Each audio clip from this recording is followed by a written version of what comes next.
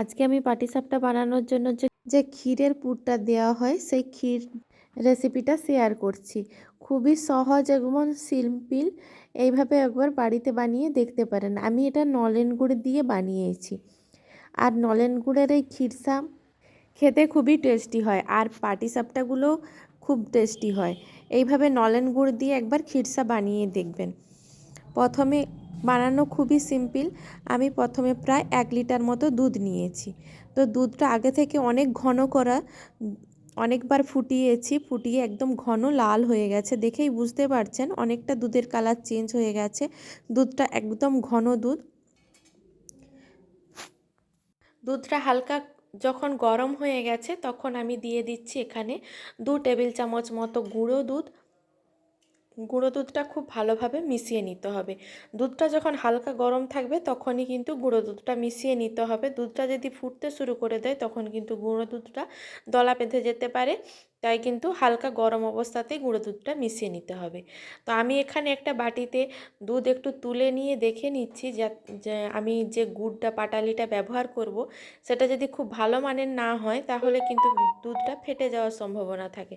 তাই আমি এখানে দুধ কিছুটা তুলে নিয়ে মিশিয়ে দেখলাম যে দুধটা কিন্তু ফাটছে না। তাই কিন্তু আমি দুধটার মধ্যে ওই পাটালি যে দিয়ে মিশিয়েছিলাম দুধটা, ওই দুধটা দিয়ে দিলাম।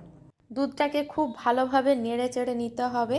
তারপর আমি এখানে গোবিন্দভোগ চাল 1 মুঠো ভিজিয়ে রেখেছিলাম, দিয়ে সেটা বেটে নিয়েছি।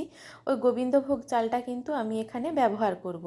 আপনারা চাইলে, আমি এখানে গোবিন্দভোগ চালটাকে লিকুইডভাবে বেটে নিয়েছি, আপনারা চাইলে কিন্তু এই চালের গুঁড়ো দিতে পারেন। গোবিন্দভোগ চালের যদি গুঁড়ো থাকে তাহলে আপনারা এই গোবিন্দভোগ চালের গুঁড়োটাই দিয়ে দেবেন। তো দিয়ে কিন্তু কন্টিনিউ নাড়তে হবে, না হলে কিন্তু চালটা যে দানা দানা ভাব থাকে ওটা কিন্তু দলা বেঁধে যেতে পারে। তো দিয়ে কিন্তু কন্টিনিউ নেড়ে নিতে হবে।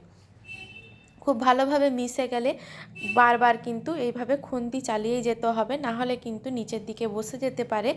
আমার প্রায় 15 থেকে 20 মিনিট মতো মিডিয়াম আছে আমি কিন্তু এটা রান্না করে নিয়েছি। খুব বেশি কিন্তু জাল মানে হাই ফ্লেমে দিয়ে করিনি। তো হাই ফ্লেমে দিলে কিন্তু খুব তাড়াতাড়ি নিচে লেগে যায়। এইভাবে আরও 2-3 মিনিট নাড়াচাড়া করার পর মিশ্রণটা অনেকটাই ঘন হয়ে যাবে। তারপরে কিন্তু তুলে নিতে হবে, কারণ ঠান্ডা হয়ে গেলে কিন্তু আরও ঘন হয়ে একদম বসে যাবে। তাই কিন্তু আমি এই সময় গ্যাসের ফ্লেমটা বন্ধ করে দিয়েছি। দেখুন ঠান্ডা হওয়ার পর মিশ্রণটা কতটা ঘন হয়ে গেছে, আর খেতেও কিন্তু খুব ভালো হয়েছিল, দেখতেও খুবই সুন্দর হয়েছে। যেহেতু নলেন গুড় দিয়ে বানানো তাই কিন্তু খুবই টেস্টি হয়েছিল। তাই জন্য পাটিসাপটা পিঠেগুলোও কিন্তু খুব টেস্টি হয়েছিল। এইভাবে অবশ্যই কিন্তু ক্ষীরসা পাটিসাপটা আপনারা বাড়িতে বানিয়ে নিতে পারেন। আর ক্ষীরসার রেসিপি দিয়েও দিলাম। এইভাবে ক্ষীরসা কিন্তু বাড়িতে অনায়াসে বানিয়ে নিতে পারেন। আমার রেসিপিটা ভালো লাগলে লাইক কমেন্ট শেয়ার করে দেবেন।